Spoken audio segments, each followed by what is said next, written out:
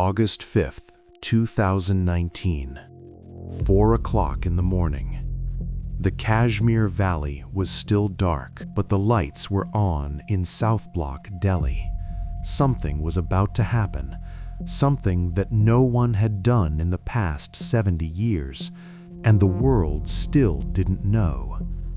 In the history of India, there are certain decisions that don't just change laws, but change the fate of an entire region. Article 370, which had given Kashmir a special status, was not just an article.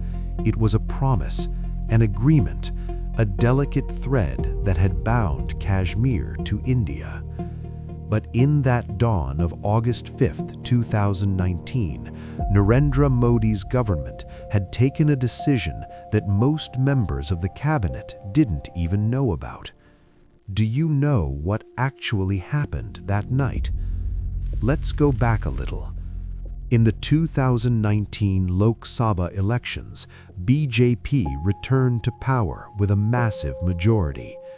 Narendra Modi became Prime Minister for the second time, and Amit Shah was no longer just the party president, he was now the country's Home Minister. BJP's manifesto had mentioned the abolition of Article 370, but no one thought it would happen this quickly, this secretly, this dramatically. Late July, suddenly, additional troops began to be deployed in Kashmir. The number was staggering, nearly 35,000 to 40,000 additional soldiers. Officially, it was said for the security of the Amarnath Yatra, but those who know Kashmir understood this was not just for the security of the pilgrimage. Something was coming. July 30th, Kashmir's governor Satyapal Malik issued a strange order. The Amarnath Yatra was suddenly stopped. Tourists were told, leave Kashmir immediately. The reason given was the threat of a terrorist attack, but the local people were confused. Kashmiri politicians were confused. Even many members of the central cabinet were confused because the truth was still hidden. August 4. Night. Kashmir's former chief ministers, Farooq Abdullah, Umar Abdullah, Mehbooba Mufti, all were placed under house arrest. Thousands of local leaders were detained. Internet shut down, phone lines cut, curfew imposed. The Kashmir Valley fell silent in one breath. And still, no one knew why. August 5, morning. Amit Shah stood up in the Rajya Sabha. In his hand was a piece of paper. He said, the government is presenting a proposal to abolish Article 370. For a moment, silence fell over Parliament. Then, uproar, arguments, debate, shouting. The opposition was stunned. Congress was stunned. Even some NDA allies were stunned. Because this decision was known to only a handful of people. Prime Minister Modi, Home Minister Amit Shah, National Security Advisor Ajit Doval, and perhaps 2 or 3 others. This was that secret cabinet decision which we will learn about today. But a question arises here. Such a massive constitutional change, why so secretly? Actually, there was a reason behind this secrecy, and that reason was fear. Fear of Pakistan's reaction, fear of international pressure, fear of major unrest in Kashmir. And the biggest fear was, if the news leaked out early, the plan would fall apart. So what was done had never been done before in Indian parliamentary history. To abolish Article 370 of the Constitution, the consent of Kashmir's Constituent Assembly is normally required.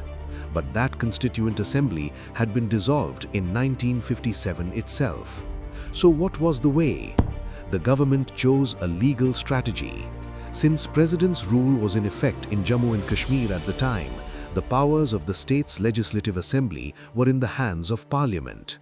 The government argued Parliament could play the role of Kashmir's Constituent Assembly. This argument was controversial. Many constitutional experts said it was a deception of the Constitution, while many others said it was completely valid. But the government did not stop. That day, a vote was held in the Rajya Sabha. The proposal was passed. The next day in the Lok Sabha, it passed there too. And then President Ramnath Kovind signed it. A 70-year-old article became history in just 48 hours. But the story doesn't end here. Rather, this is where the real tension began. Pakistan's reaction came fiercely. Islamabad summoned the Indian High Commissioner. An announcement was made to downgrade diplomatic relations. Bilateral trade was suspended. Prime Minister Imran Khan began rushing to international platforms.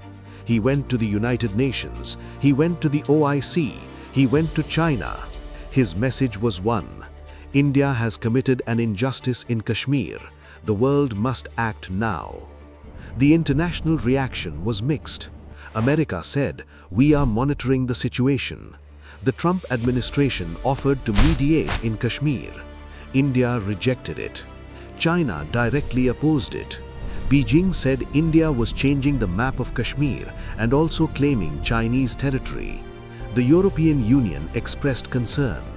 UN Secretary General Antonio Guterres said the situation is worrying. India found itself facing a tough diplomatic challenge, but the greatest pressure came from within.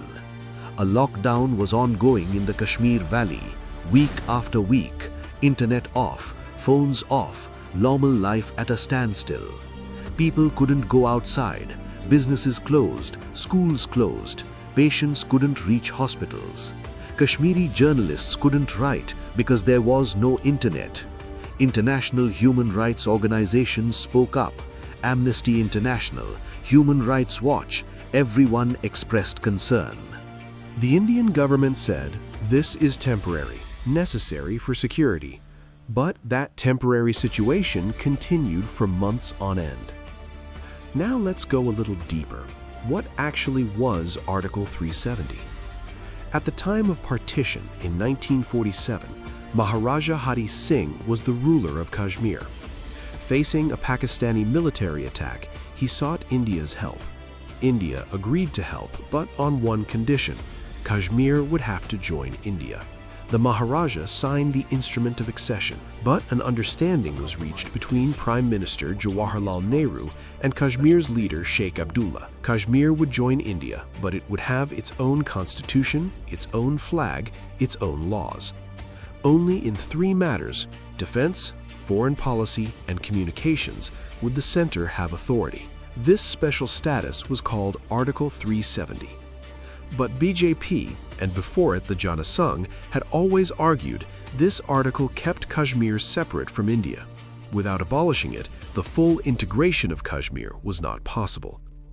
The Modi government's argument was because of Article 370, investment was not coming to Kashmir.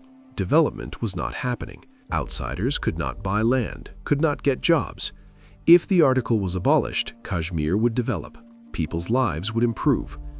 But the opposition's questions were different. They said, if the intention was good, why was this decision taken without consulting the people of Kashmir? If this is a democratic decision, where is Kashmir's elected government?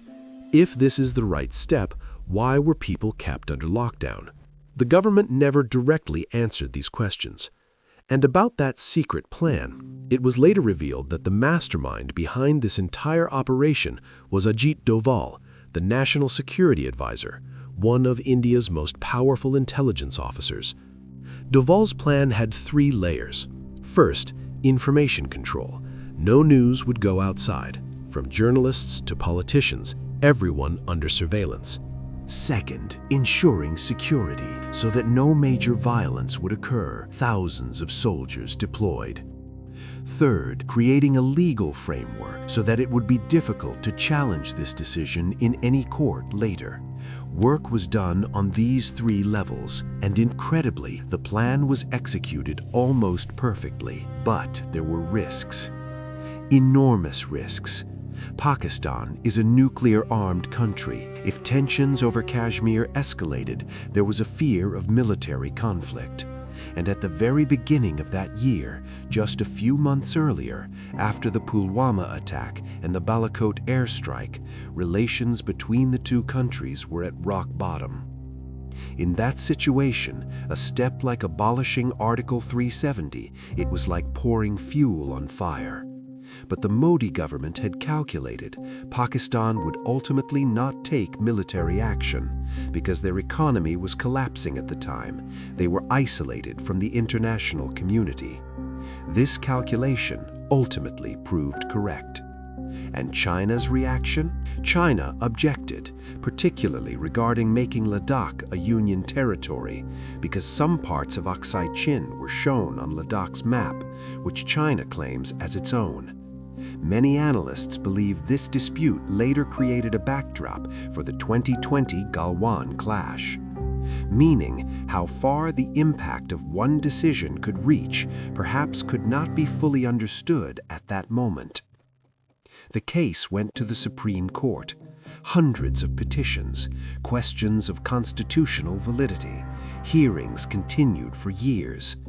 Finally, in December 2023, India's Supreme Court's 5-member constitutional bench delivered its verdict. The verdict stated the decision to abolish Article 370 is constitutionally valid. But the court also said statehood must be restored to Jammu and Kashmir. So how is Kashmir today? The government says development is happening, investment is increasing, tourism is decreasing, terrorism is decreasing. But critics say the political process is still not returned to normal. Local leaders still cannot work with full freedom. Resentment remains among the younger generation. The truth, perhaps, lies somewhere between the two. But the most important aspect of this entire episode is the process. In a democratic country, such a massive constitutional change, one that affects the lives of hundreds of millions of people, should it be done this way? Secretly, hastily, without taking people's opinions? This question is not just Kashmir's question. It is a question of democracy. It is a question of the Constitution. It is a question of all of us. History is often made in those moments when no one thinks it will become history. In that dawn of August 5, 2019, people in the Kashmir Valley were asleep. They didn't know that when they woke up the next morning, they would be in a completely different political reality. They didn't know their leaders were under house arrest, their phones were off, their internet was off, a large part of their identity legally altered. Whether this was good or bad, history will judge that. But one thing is certain.